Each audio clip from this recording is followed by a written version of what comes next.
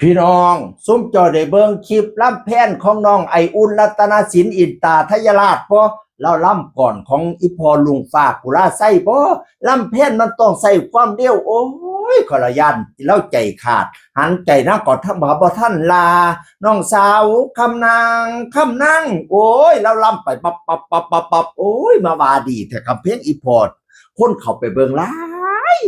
ยล้านแตกดังโปะแล้วหวังแต่สองมือนั่นดิมือแรกนั่นบอดล้านมือแรกนั่นแล้วมาโพสต์ไว้จังสิล่ะบักลาขอบคุณในต่อเป็นคลิปแรกที่ล้านวิวใน1 วันครับและ Facebook 700,000 วิวครับบักลาดีใจแห้งขอบคุณทุกกำลังใจขอให้แฟนๆ FC ทุกท่านมีความสุขมากๆนะครับเพิ่นว่ามือเดียวล้านแตกดังโป๊ะในต่อพี่น้องเอ๋ยแต่ขอยไปเบิ่งมือนี้ในต่อล้าน6แล้วจักร้อยกับ2ล้านพี่น้องเอ๋ยใน Facebook นี่ล้าน4แล้วป๊าดว่าดีอีหลีพี่น้องเป็นหนึ่งศิลปินที่มีความสามารถเป็นเด็กน้อยเด้ไปล่ำตอนปิดเทอมพี่น้องเอ๋ยคันเปิดเทอมมองใดใกล้ๆกลับไปล่ำเป็นโตเป็นลูกเสียงกาดีเล่นสมบทสมบาทพี่น้องเอ๋ยเล่นดีล่ำดีวันนี้ความสามารถกระหลายเล่นอีตาเล่นเบสก็ได้สุดยอดพี่น้องเอ๋ยโอ้ยคลิปเล่านี่2 มือเกือบ2 ล้านวิวแล้วคลิปเนี่ยโอ้ขอให้เบิ่งขอไปเบิ่งน้ำกันพี่น้องเอ๋ยแน่น้องสาวผู้หลักผู้กำนางกำลังเงินพองบ้านแล้วที่ออกผู้เจอผู้เดินแล้วของกระจังมาผู้มีปฏิแกงกันเดียวกำลังกระจังมาโนราเร็วหัวไปจะมีเวินจะมีเวินจะมีเจิดเอาพวกพี่น้องผู้เต่าผู้จองเบิ่งเอา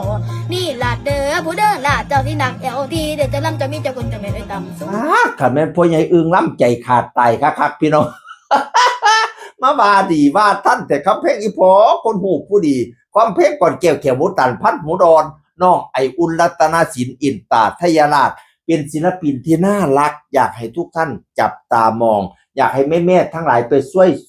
ช่วยสู่ไปเปลี่ยนFCน้องไออุ่นเนี่ยน้องไออุ่นตาฮักอีหลีเด้ยิ้มว่าสันทายคลิปยังก็ยิ้มดี ยิ้มเป็นตาฮักพี่น้องเอ๋ย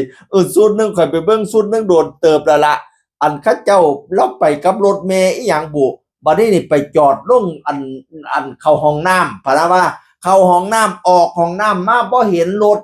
แม่อันนั้นนะอันที่ไปน้ำหมอลำน้ำกันน่ะเราตกใจว่าสัน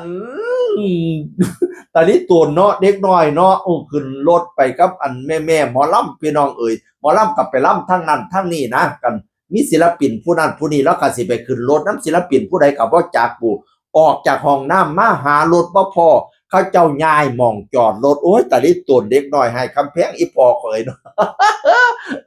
อ่อนซ่อนให้รัตศิลป์รัตนศิลป์มาเล่นมบ้านพ่อใหญ่อึ้งหรือพ่อใหญ่อึ้งสิเฮ็ดพ่อมาไล่ไปต้อนไปฝากพุ่นละแม่ ค่าเงินเดือนผู้สูงอายุออกก่อน มักหลายมักน้องไออุ่นรัตนศิลป์อินตาทยราชล่ำมือเดียวเกียบ2 ล้านวิวแล้วพี่น้องเข้าไปเบิ่งน้ำกันเด้อเสียงอื่นคนเก่าเว้าสู่ฟังสวัสดีครับสวัสดีครับ